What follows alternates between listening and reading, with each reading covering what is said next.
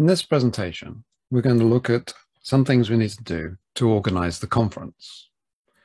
We're going to talk about the conference committee, the conference theme, the title of the conference, how to do a call for papers, how to write abstracts, what needs to be done for conference registration, how the presentations and workshops and things are selected, look at what needs to be in the program, what happens on the conference day, and briefly mention conference proceedings. The first step in organizing the conference, which you need to do, is to choose, select, elect, or appoint a conference committee.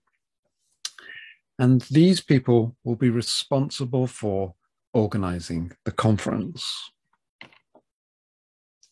And what kind of things do they need to do? Well, they need to decide on the date of the conference. They need to decide on where the conference will take place, the venue. They'll need to write and distribute a call for papers and look after the publicity for the conference in various different ways. They'll have to organize the registration system for people who are going to attend the conference.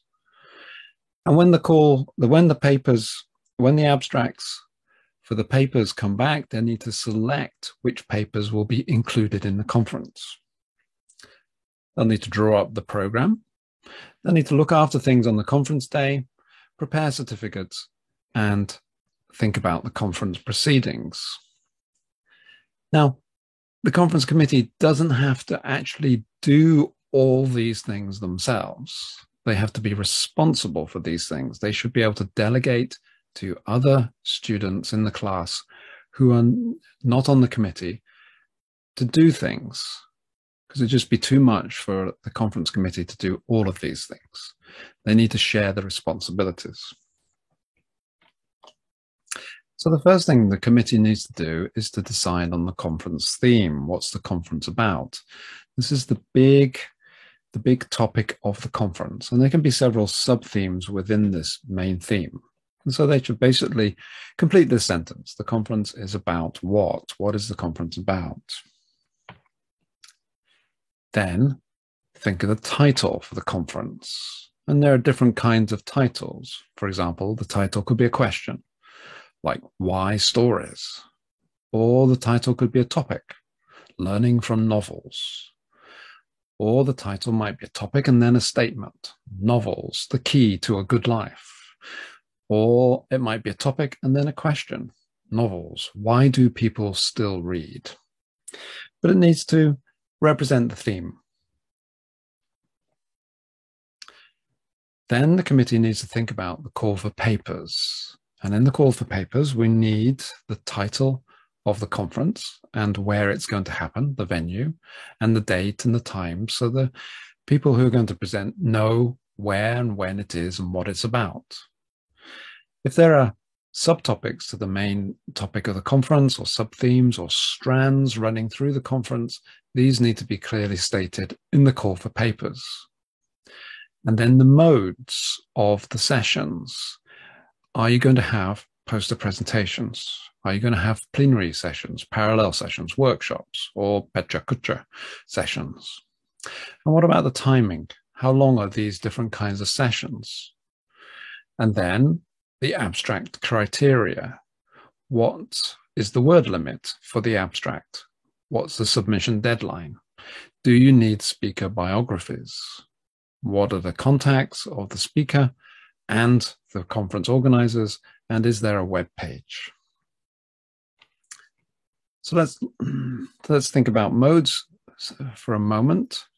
If you have poster presentations with a speaker standing by the poster talking about it, where is this going to happen? That's very important. And also, when is it going to happen during the conference? Is there going to be a special session where everybody goes and looks at posters? Or will the posters be during lunchtime, for example? Plenary sessions are where you have one room and one speaker, and the whole conference listens to this one speaker. Parallel sessions are where you have speakers presenting or doing workshops in different rooms at the same time. Workshops need to include some kind of activities.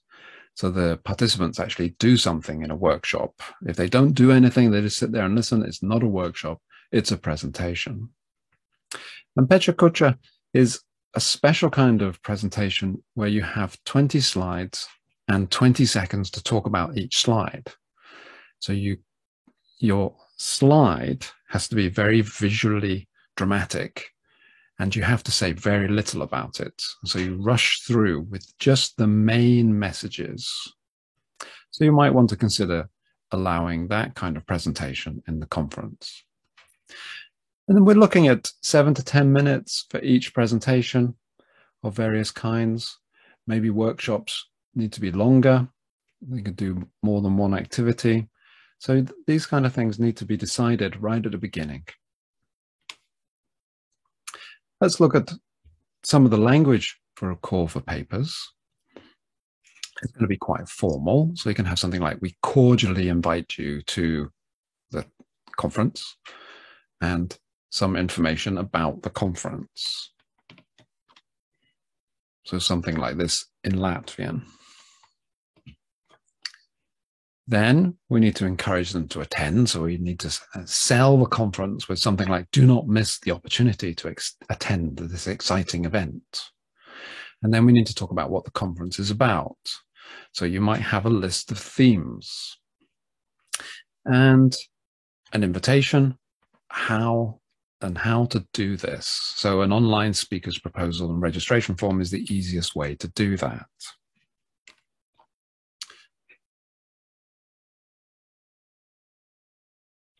And here it is in Latvian. So we need to clearly explain in the call for papers what the presentation options are. So plenary sessions, for example, 60 minutes, talks, which can be parallel talks, or workshops. So this needs to be clear to the potential presenters so they can let us know what exactly they want to do at the conference. And then, of course, we need to talk about the working language. What are the working languages of the conference?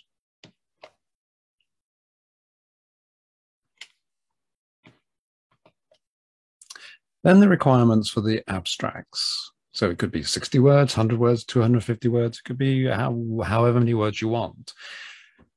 And do they need to provide biodata or a biography? And then what are you going to use the abstracts for? Here it says the presentations will be chosen based on the abstract. So they must accurately reflect the content of the session. And the conference committee will evaluate the speaker proposals based on quality and relevance to the theme or the topics of the conference. So this needs to be clear to the people applying to present at the conference. Then we must include important dates. So when do we start accepting submissions? What's the final deadline for submissions? How long after the final deadline for submissions will we notify them whether they've been accepted or rejected?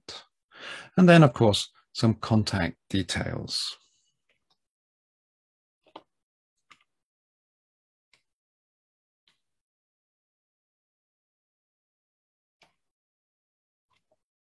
Now, abstracts have two audiences.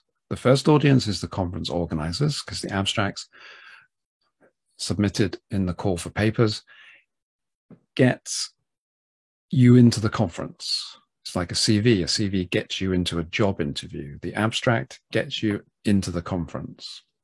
But then the abstract is also used in the program. So you also have another audience, which is the conference participants. So you need to think of both audiences when you're writing your abstract. Now, abstracts are a way of you showing respect for the event.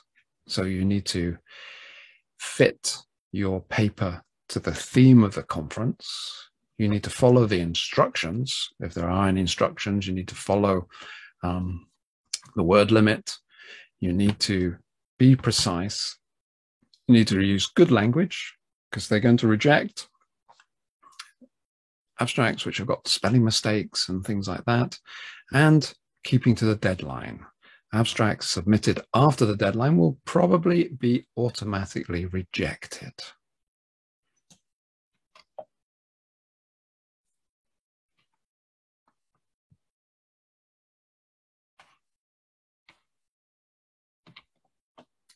So what needs to go in the abstract? Well, basically, we need to explain what the session is about, why this has been studied, why it is important, how it's been studied, what are the results of the study, and what are our conclusions.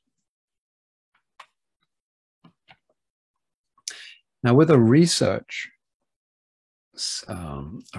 paper, you'll need to include the title, your name, of course, clearly what is the topic of the study, why is this important, how was it done, the methods, and then something about the results, the main results, and something about the conclusions, but not everything, because if you include everything, then they don't need to actually go to your session.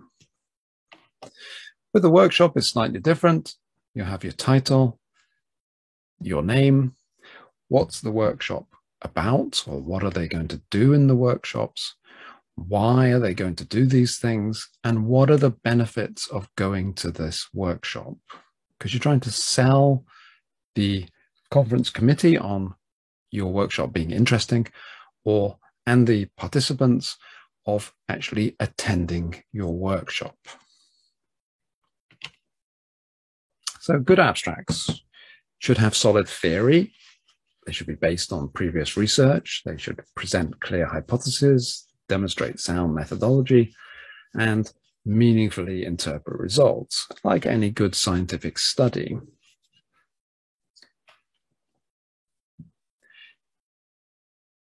You've got a limited amount of words, so your introduction should be a very short part, 20%, and this should talk about your theory and hypothesis, 20% about the methods, and most will be about the results and the interpretation, 60%. Now, as usual, these are guidelines, and people break guidelines, but you need good reasons to break guidelines. Basically, in a good abstract, you need to tell the reader clearly and directly what you did and why your findings are important. This is to make it significant or seem significant so that they'll actually be interested in attending your session and interested in what you're going to say. Let's look at this abstract. Now, this is, it's not literature based, it's about the pristine nature myth. And this abstract is unusual. It's one of these rule-breaking ones because in red, this is all the background to the question which the person is going to address. So all this stuff in red is saying why this question is important. And then at the end, in black, this is what the speaker is going to say about this myth.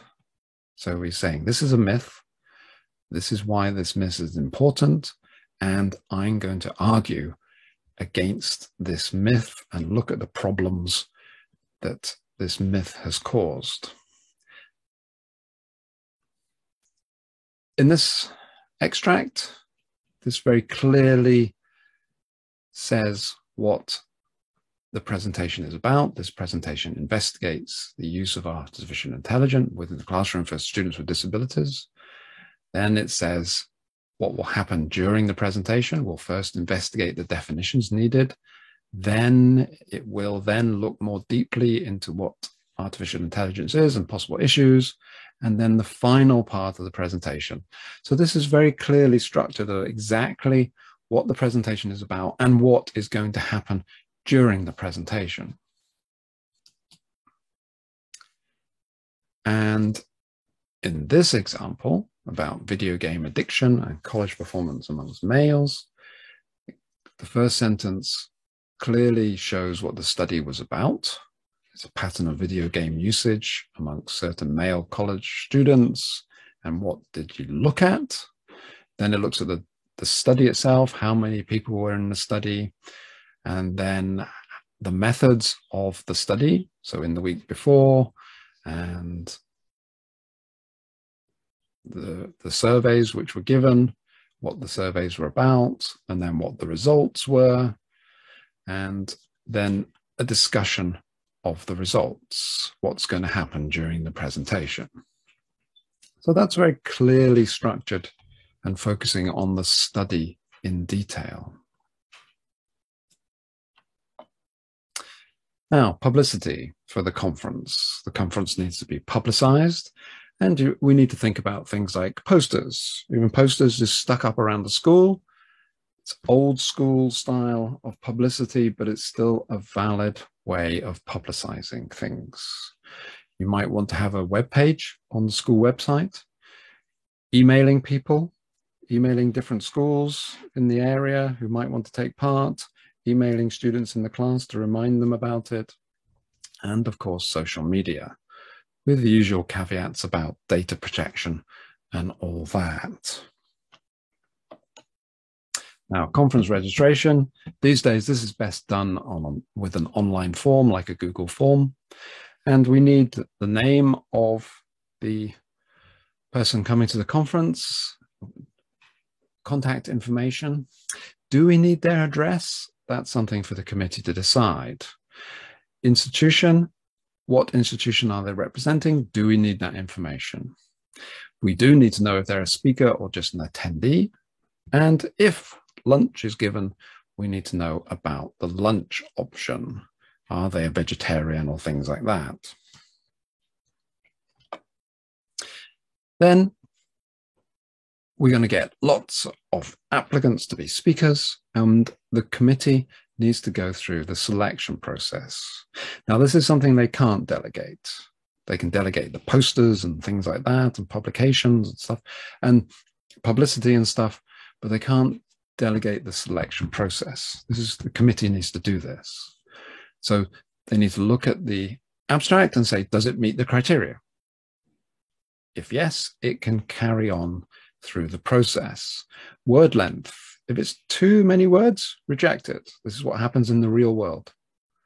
Is it interesting? Does it fit the conference themes, or is it something else entirely? Is it a poster, plenary, parallel, workshop, or could it be changed to be one of these things? We say, well, this is not really something for a plenary session. We'd prefer it as a poster session. Then you need to decide, do we accept it? Do we reject it? And then inform the speaker of the decision by the deadline, which was in the call for papers. Then the conference will need a program.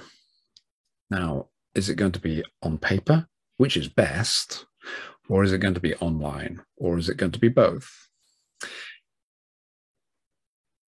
The program needs the title, of course. It needs the venue. It needs information about the speakers and the topics, and you might want to include bios of the speakers as well.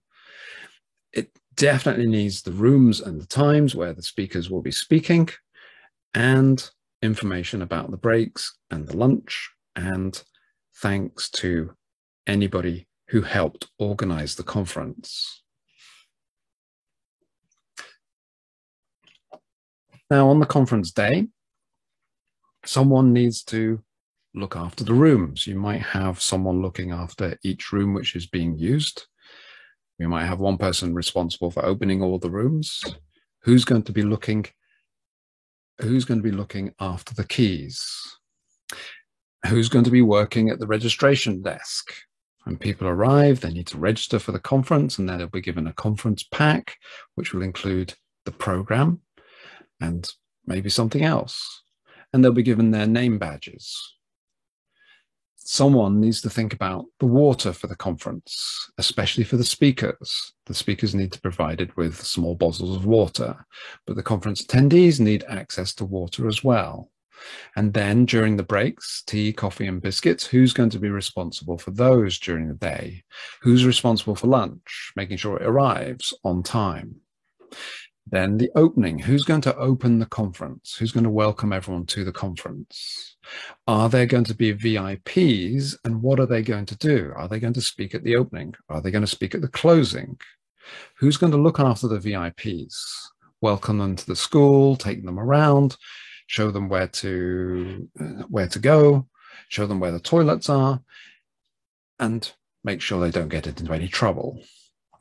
Who's going to do the closing of the conference, and what's going to be said during the closing?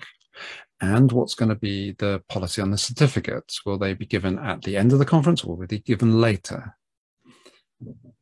So lots of things, lots of responsibilities for the conference day, and obviously more than the conference committee can do on their own. So they will delegate some of these things to other people. Now, it's good to have a publication of some kind after the conference. So this might be a conference report, just a document saying what happened, when it happened, where it happened, and things like that. Or it might be a conference publication, which includes a conference report, but also it might include the abstracts, so people can see what happened during the conference. Or you might ask the speakers to write full papers about their presentations. And that's obviously a much longer project. And then there's a question, is it going to be on paper or is it going to be online? And then the final question is, who gets it?